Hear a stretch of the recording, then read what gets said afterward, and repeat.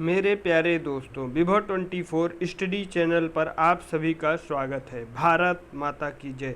हम सभी लेखपाल मुख्य परीक्षा की ताबड़तोड़ प्रैक्टिस क्लास कर रहे थे, जिसको आज हम कंटिन्यू करेंगे। और मेरे प्यारे दोस्तों, आप सभी इस प्रश्न श्रृंखला का आखिरी प्रश्न जरूर देखिएगा, क्योंकि उसमें हम बहुत सारे महत्वपूर्ण तथ्य बताने वाले हैं जो किसी भी प्रतियोगी परीक्षाओं को नस्ते-नाबूद करने के लिए बहुत ही आवश्यक है। तो प्रश्न की श्रृंखला में हम पहला प्रश्न देखते हैं। पहला प्रश्न हमारा है, बच्चे बस से पाठशाला जाते हैं, इस वाक्य में कौन सा कारक है? पहला ऑप्शन है कर्म कारक, दूसरा ऑप्शन है करण कारक, तीसरा ऑप्शन है अपादान कारक, चौथा ऑप्शन है संप्रदान कारक। तो इसका ऑप्शन नंबर बी सही जवाब है, करण कारक। इसके अन्य प्रमुख तथ्य हैं, कारक संज्ञा या सर्वनाम के वाक्य में प्रस्तुत अन्य पदों या विशेषकर क्रिया से जो संबंध होता है उसे कारक कहते हैं। कारक को स्पष्ट करने के लिए जिन चिन्हों का प्रयोग किया जाता है उन्हें कारक चिन्ह या परसर्ग भी कहते हैं। हिंदी भाषा में 8 प्रकार के कारक हैं। पहला है कर्ता कारक। कर्ता कारक का चिन्ह है ने। दूसरा कर्म कारक। कर्म कारक का चिन्ह है को। तीसरा करण कारक। करण कारक का चिन्ह है से या के द्वारा। चौथा है संप्रदान कारक, इसका चिन्ह है के लिए। पांचवा है अपादान कारक, इसका चिन्ह है से और पृथकता के अर्थ में या अलग होने के अर्थ में इसका प्रयोग किया जाता है। छठा कारक है संबंध, इसका चिन्ह है का के की। सातवां कारक है अधिकरण, में पर। संबोधन, इसका चिन्ह है हे अरे ओ। कर्म कारक, शब्द के जिस रूप पर क्रिया का फल पड़े उसे कर्म कारक कहते हैं। और करण कारक किसे कहते हैं? किसी क्रिया को संपन्न करने के लिए कर्ता द्वारा जिस साधन का प्रयोग किया जाता है वह करण कारक कहलाता है। संप्रदान कारक किसे कहते हैं? वाक्य में जिसके लिए क्रिया की जाए अथवा जिसको कुछ दिया जाता है उसे संप्रदान कारक कहते हैं। अपादान कारक किसे कहते हैं? संज्ञा अथवा सर्वनाम के जिस रूप से किसी वस्तु का दूसरी वस्तु से पृथक होने, तुलना करने, डरने, लजाने, दूरी बताने आदि के भाव का पता चलता है उसे अपादान कारक कहते हैं। अब हम दूसरे प्रश्न की तरफ चलते हैं। दूसरा प्रश्न हमारा है, वाचस्पति किस समास का समस्त पद है? पहला ऑप्शन है कर्म तत्पुरुष, दूसरा ऑप्शन है संबंध तत्पुरुष, तीसरा ऑप्शन है बहुव्रीहि, चौथा ऑप्शन है अलुक तत्पुरुष। तो इसका ऑप्शन नंबर 4 सही जवाब है, अलुक तत्पुरुष। अलुक तत्पुरुष किसे कहते हैं? अलुक तत्पुरुष समास में कारक का लोप नहीं होता है, अर्थात अलुक तत्पुरुष समास में पूर्व पद का लोप नहीं होता है। संबंध तत्पुरुष किसे कहते हैं? षष्ठी तत्पुरुष को संबंध तत्पुरुष कहते हैं। इसके चिन्ह हैं का, की, के। बहुव्रीहि समास किसे कहते हैं? जिस समास के दोनों पद प्रधान न होकर कोई तीसरा पद प्रधान होता है, इसका विग्रह करने पर जिसका, जिसकी, जिसके, जिसको शब्द आते हैं उसे बहुव्रीहि समास कहते हैं। हम कह सकते हैं कि भगवान के पर्यायवाची शब्द बहुव्रीहि समास के अंतर्गत आते हैं। हम अगले प्रश्न की तरफ चलते हैं। अगला प्रश्न हमारा है, वह लाचार है क्योंकि वह अंधा है। इस वाक्य में कौन सा अव्यय है? पहला ऑप्शन है संकेतवाचक, दूसरा ऑप्शन है कारणवाचक, तीसरा ऑप्शन है परिमाणवाचक, चौथा ऑप्शन है संबंधवाचक। तो इसका सही जवाब है कारणवाचक, दूसरा ऑप्शन जो सही है। हम अगले प्रश्न की तरफ चलते हैं। निम्नलिखित शब्दों के पर्यायवाची शब्द बताइए। तो समुद्र का पर्यायवाची निम्न में से कौन सा सही होगा? पहला ऑप्शन है विश्वभर, दूसरा ऑप्शन है उदक, तीसरा ऑप्शन है तुंग, चौथा ऑप्शन है अर्णव। तो इसका सही जवाब है चौथा ऑप्शन अर्णव। हम समुद्र के अन्य पर्यायवाची को भी देख लेते हैं। जैसे समुद्र का पर्यायवाची है पारावार, अवधि, सागर, वारिस, नीरनिधि, उदधि, नदीश, पयोधि आदि हैं।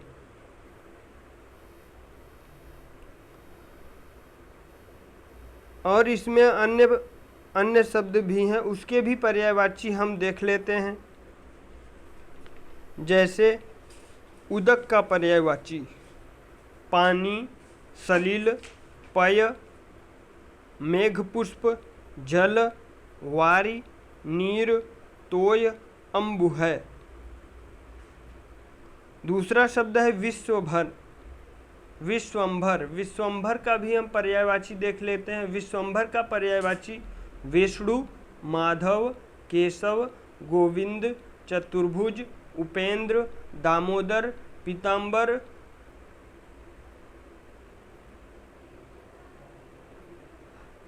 चक्रपाणि, लक्ष्मीपति, नारायण, मधुरिपु है। इसमें अन्य शब्द है तुंग। तुंग का पर्यायवाची हम देखते हैं धरणीधर, पर्वत, पहाड़, गिरि, अचल, नग, भूधर, महीधर, शैल, नगपति, शिखर, अद्रि। हम अगले प्रश्न की तरफ चलते हैं। अगला प्रश्न है हमारा, सौदामिनी का पर्यायवाची कौन सा है? इसका पहला ऑप्शन है विद्युत, दूसरा ऑप्शन है गंगोत्री, तीसरा ऑप्शन है व्यापारी, चौथा ऑप्शन है दारा। तो इसका ऑप्शन नंबर 1 सही जवाब है विद्युत। सौदामिनी के अन्य पर्यायवाची को भी हम देख लेते हैं। इस सौदामिनी का पर्यायवाची है चपला, दामिनी, विद्युत, तड़ित, बीजुरी, घनवल्ली, क्षणप्रभा, करक, शया, धनप्रिया, ऐरावती, चंचला है। दारा का पर्यायवाची देख लेते हैं। दारा का पर्यायवाची कांता, भार्या, वल्लभा, अर्धांगिनी, त्रिया, वामा, पत्नी, गृहिणी, बहु, वधू, कलत्र, तीय, प्राणप्रिया, जाया है। व्यापारी का पर्यायवाची देख लेते हैं। बनिया, वर्णिक, व्यवसायी, रोजगारी है। अगले प्रश्न की तरफ चलते हैं। एडमिरल कप किससे संबंधित है? एडमिरल कप किससे संबंधित है? ऑप्शन नंबर 1 में है मुक्केबाजी, ऑप्शन नंबर 2 में है विलियर्ड्स, ऑप्शन नंबर सी में है नौकायान, ऑप्शन नंबर डी में है फुटबॉल। तो इसका ऑप्शन नंबर सी सही है। इस प्रश्न के हम कुछ महत्वपूर्ण तथ्य देख लेते हैं। इसकी शुरुआत नीदरलैंड, हॉलैंड में 17वीं शताब्दी में हुई। नौकायान के अन्य कप हैं American cup, Wellington trophy, basketball के कप हैं फेडरेशन कप, क्रिकेट में जो ट्रॉफियाँ दी जाती हैं उसमें हैं Ranji trophy, Irani trophy, Duleep trophy, CK Naidu trophy, football का Durand cup, Rovers cup, BC Roy trophy, Santosh trophy, Subroto Mukherjee cup, मंडेका कप है। हम अगले प्रश्न की तरफ चलते हैं। अगला प्रश्न हमारा है, भारत का कौन सा राष्ट्रपति निर्विरोध निर्वाचित किया गया? तो पहला ऑप्शन है डॉक्टर राजेंद्र प्रसाद, दूसरा ऑप्शन है डॉक्टर एस राधाकृष्णन, तीसरा ऑप्शन है KR नारायण, चौथा ऑप्शन है N संजीव रेड्डी।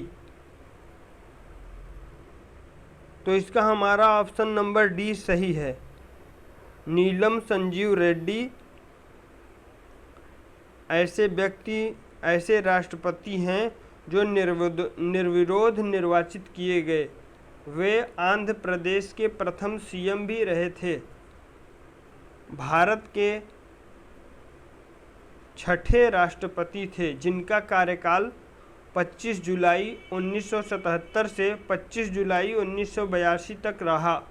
भारत के प्रथम गैर कांग्रेसी राष्ट्रपति जनता पार्टी से संबंधित थे नीलम संजीव रेड्डी जी। डॉक्टर राजेंद्र प्रसाद भारत के प्रथम राष्ट्रपति 1950 से 1962 तक रहे।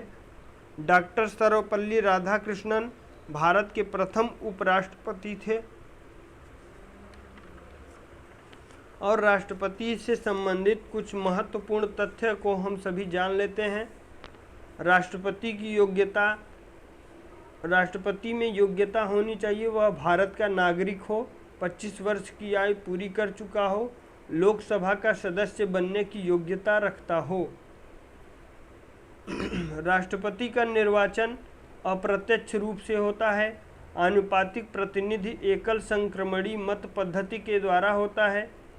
लोकसभा प्लस राज्यसभा प्लस राज्यों के विधानसभा प्लस दिल्ली प्लस पुदुचेरी केंद्र शासित प्रदेश के निर्वाचित सदस्य इसमें भाग लेते हैं। राष्ट्रपति को शपथ कौन दिलाता है? सुप्रीम कोर्ट का मुख्य न्यायाधीश शपथ दिलाता है। राष्ट्रपति का कार्यकाल 5 वर्ष का होता है। राष्ट्रपति त्यागपत्र उपराष्ट्रपति को देता है। राष्ट्रपति को हटाए या त्यागपत्र के बाद पद को कौन संभालता है? उपराष्ट्रपति संभालता है। उपराष्ट्रपति के न होने पर सुप्रीम कोर्ट का मुख्य न्यायाधीश पद को संभालता है। और राष्ट्रपति के हटाए जाने के 6 माह के अंदर फिर से चुनाव करा लिया जाता है। हटाने का प्रावधान अनुच्छेद 61 में है। राष्ट्रपति को महाभियोग लगाकर हटाया जाता है। संसद द्वारा कुल 2/3 के बहुमत से राष्ट्रपति को हटाया जा सकता है। संविधान के उल्लंघन या अतिक्रमण करने पर राष्ट्रपति को हटाया जाएगा। महाभियोग लगाने के 14 दिन पूर्व लिखित सूचना राष्ट्रपति को देनी होती है। राष्ट्रपति का वेतन 5 लाख मासिक है। वेतन में कोई कटौती नहीं है। यह विशेष अधिकार है। अनुच्छेद 361 में इसके विषय में बताया गया है। राष्ट्रपति के क्षमादान की शक्तियाँ अनुच्छेद 72 में है। मृत्युदंड माफ़ कर सकता है राष्ट्रपति। सज़ा कम व माफ़ कर सकता है। सज़ा की प्रकृति बदल सकता है। सैन्य कोर्ट द्वारा दी गई सज़ा को माफ़ कर सकता है। राष्ट्रपति के पास वीटो की शक्तियाँ होती हैं। उसमें राष्ट्रपति हस्ताक्षर से मना कर सकता है। यह आत्यंतिक वीटो है। आत्यंतिक वीटो है। पुनर्विचार करता है। वह निलंबनकारी वीटो है। न हस्ताक्षर करता है और न हस्ताक्षर करने से मना करता है तो उसे जेबी वीटो या पॉकेट वीटो कहा जाता है। इसका प्रयोग सर्वप्रथम ज्ञानी जैन सिंह ने किया था। राष्ट्रपति के अध्यादेश के विषय में अनुच्छेद 123 में बताया गया है। जब संसद की बैठक न हो तो अचानक में बैठक करनी हो तब राष्ट्रपति अध्यादेश जारी करता है, जो सदन की अगली बैठक के 6 सप्ताह तक रहता है। हम अगले प्रश्न की तरफ चलते हैं। अगला प्रश्न हमारा है, आवश्यकता विहीनता सिद्धांत के प्रतिपादक अर्थशास्त्री हैं, इसमें से कौन है? पहला नीलकंठ रथ, दूसरा ऑप्शन है प्रोफेसर जेके मेहता, तीसरा ऑप्शन है बीएन गाडगिल, चौथा ऑप्शन है अमर्त्य सेन। तो इसका ऑप्शन नंबर 20 सही है, प्रोफेसर जेके मेहता। इस प्रश्न से संबंधित कुछ महत्वपूर्ण तथ्य हैं। इसके अलावा उन्होंने अर्थशास्त्र की प्रकृति का सामान्यीकरण, उपभोक्ता अधिशेष, कल्याणकारी अर्थशास्त्र तथा स्थिर एवं गतिशील अर्थशास्त्रीय मॉडल को प्रस्तुत किए थे।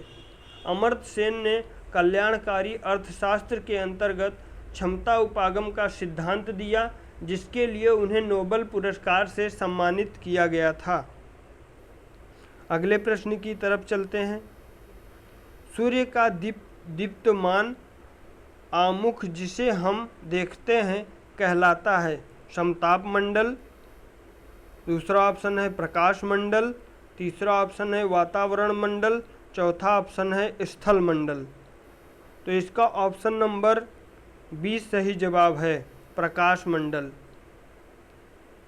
प्रकाश मंडल को फोटोस्फीयर भी कहते हैं। सूर्य एक तारा है जो पृथ्वी के सबसे निकट स्थित है। सूर्य सौर मंडल का केंद्र बिंदु है। सूर्य के बाहरी सतह का तापमान 6000 डिग्री सेल्सियस, जबकि सूर्य के सौर कलंकों या सौर धब्बों का तापमान 1500 डिग्री सेल्सियस है। प्रकाश को पृथ्वी तक आने में 8 मिनट 16 सेकंड या लगभग 500 सेकंड का समय लगता है। सूर्य के प्रकाश की चाल 3 × 10⁸ मीटर प्रति सेकंड है।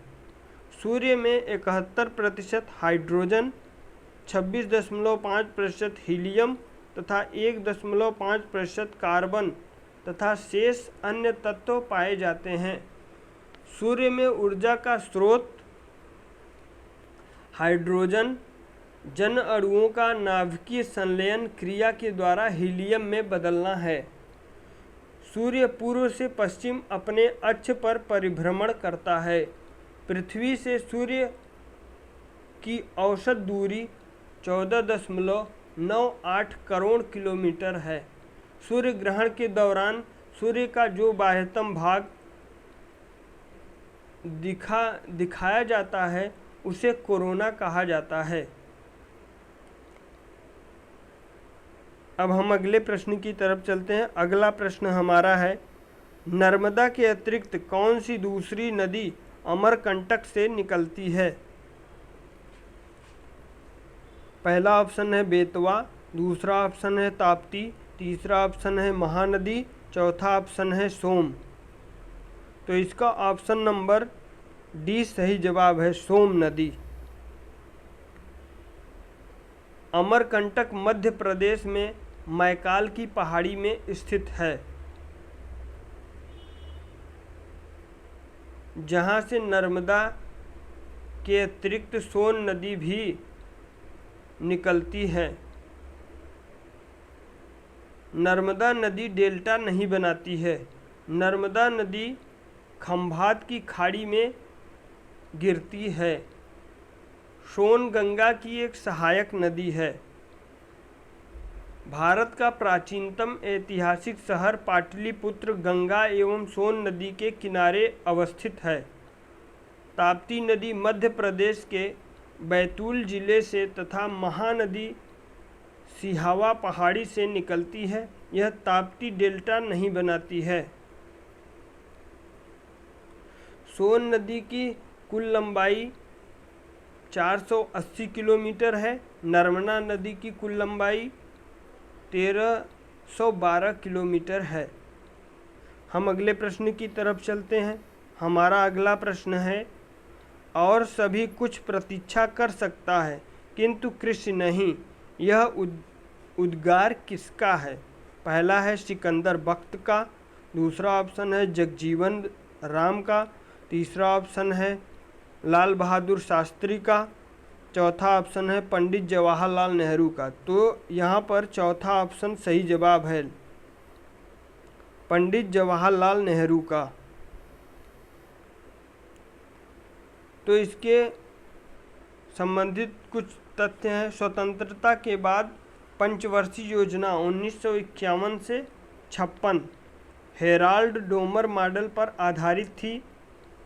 इसके अंतर्गत कृषि को मुख्य प्राथमिकता दी गई थी। अगले प्रश्न की तरफ चलते हैं। अगला प्रश्न हमारा है, भारत में रजत क्रांति किससे संबंधित है?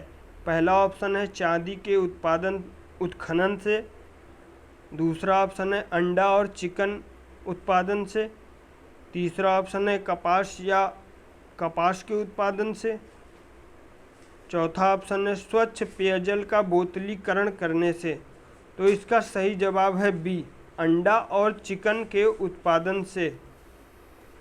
इस प्रश्न के कुछ महत्वपूर्ण तथ्य हैं, जैसे हरित क्रांति का संबंध खाद्यान्न उत्पादन से है, श्वेत क्रांति का संबंध दुग्ध उत्पादन से है, पीली क्रांति का संबंध तिलहन उत्पादन से है, भूरी क्रांति का संबंध उर्वरक उत्पादन से है, नीली क्रांति का संबंध मत्स्य उत्पादन से है, लाल क्रांति का संबंध टमाटर एवं मांस उत्पादन से है, गुलाबी क्रांति का संबंध झींगा मछली उत्पादन से है, बादामी क्रांति का संबंध मसाला उत्पादन से है, कृष्ण क्रांति का संबंध बायोडीजल उत्पादन से है, काली क्रांति का संबंध पेट्रोल उत्पादन से है, संपूर्ण क्रांति का संबंध सड़कों को आपस में जोड़ने से संबंधित है, अमृत क्रांति का संबंध नदियों को आपस में जोड़ने से संबंधित है, इंद्रधनुषी क्रांति का संबंध सभी क्रांतियों के सम्मिलित रूप को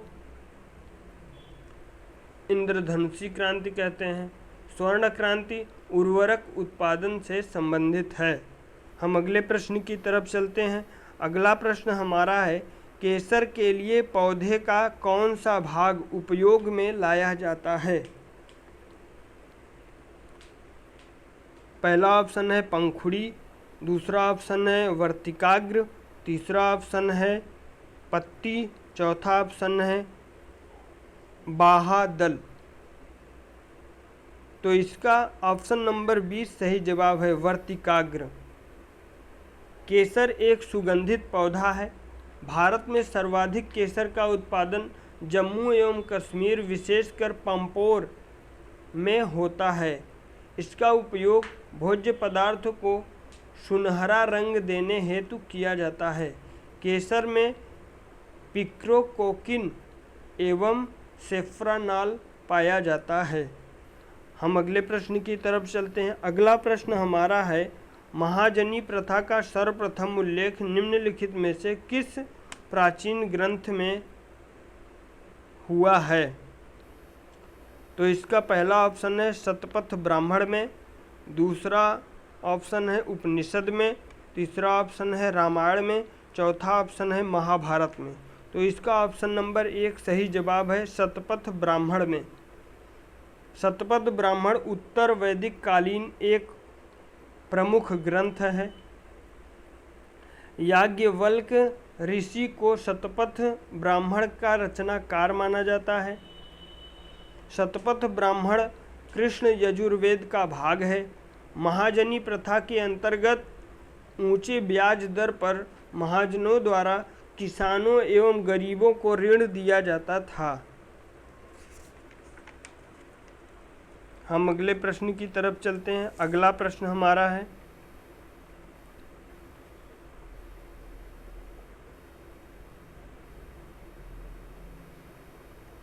हम कुछ प्राचीन भारत की प्रसिद्ध पुस्तकें के विषय में हम आप सभी को बताना चाहते हैं। तो पहली पुस्तक है अर्थशास्त्र की, जिसके लेखक हैं कौटिल्य, इंडिका मेगास्थनीज की है। पद्मावत मलिक मोहम्मद जायसी की है।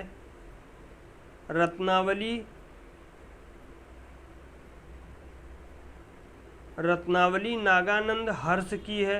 मत्तविलास प्रहसन महेंद्र वर्मन की है। मिलिंद पन्हो नागसेन की है। शतसरिका सूत्र नागार्जुन की है। अष्टाध्यायी पाणिनि की है। बुद्ध चरितम अश्वघोष की है। सारिपुत्र प्रकरण अश्वघोष की है। सौंदर्यानंद अश्वघोष की है। महाभाष्य पतंजलि की है। हर्षचरित कादंबरी बाणभट्ट की है। विक्रम उर्वशीयम कालिदास की है। नवशंख कल्हड़ की है। किरातार्जुनीयम भारवी की है। राजतरंगिणी कल्हड़ की है। मुद्रा राक्षस विशाखदत्त की है। कुमार संभव कालिदास की है। मेघदूत कालिदास की है। रघुवंश कालिदास की है। अभिज्ञान शाकुंतलम कालिदास की है। स्वप्न वासवदत्ता भास की है। कुमारपाल चरित हेमचंद की है। हमीर मदमर्दन जयसिम्हा की है। रावणवध भट्टी की है। देवी चंद्रगुप्तम विशाखदत्त की है। काव्यादर्श दंडी की है। महाभारत वेदव्यास की है। हमीर काव्य नयचंद्र की है। पृथ्वीराज रासो चंदवरदाई की है। विक्रमांक चरित्र बिल्हड़ की है। कीर्ति कौमुदी सोमेश्वर की है। चरक संहिता चरक की है। मृच्छकटिकम शूद्रक की है। कामसूत्र वात्स्यायन की पुस्तक है। पंचतंत्र विष्णु शर्मा की पुस्तक है। बृहद जातक बारह मिहिर की पुस्तक है। सूर्य सिद्धांत आर्यभट्ट की है। इलाहाबाद स्तंभ प्रशस्ति हरिसेन की है। मंदसौर वत्स्य भट्टी की है। कथा सरित सागर सोमदेव की है। मालती माधव भवभूत की है। कोकशास्त्र काक पंडित की है। मिताक्षरा विज्ञानेश्वर की है। गणितसार श्रीधर की है। बृहद कथा गुणाढ़ की है। बृहद संहिता बराह मिहिर की है। निघंटू धन्वंतरी की है। गीत गोविंद जयदेव की है। उत्तर रामचरित भवभूत की है। गाथा सप्तशई हाल की है। मेरे प्यारे दोस्तों, आप सभी वीडियो को पूरा देखने के बाद अपना फीडबैक कमेंट बॉक्स में ज़रूर दीजिएगा। और सबसे लास्ट प्रश्न में जो हम प्राचीन भारत की प्रसिद्ध पुस्तकें बताए हैं, वह सभी प्रतियोगी परीक्षाओं को नस्ते-नाबूद करने के लिए बहुत ही आवश्यक है। आप सभी इस वीडियो को ज़्यादा से ज़्यादा बार देखेंगे तो आप सभी को वह सारी पुस्तकें याद हो जाएंगी। आप सभी वीडियो के प्रति कुछ सुझाव हो तो कमेंट बॉक्स में अपना सुझाव ज़रूर दीजिएगा। आप सभी मस्त रहें, स्वस्थ रहें, व्यस्त रहें। बहुत बहुत धन्यवाद।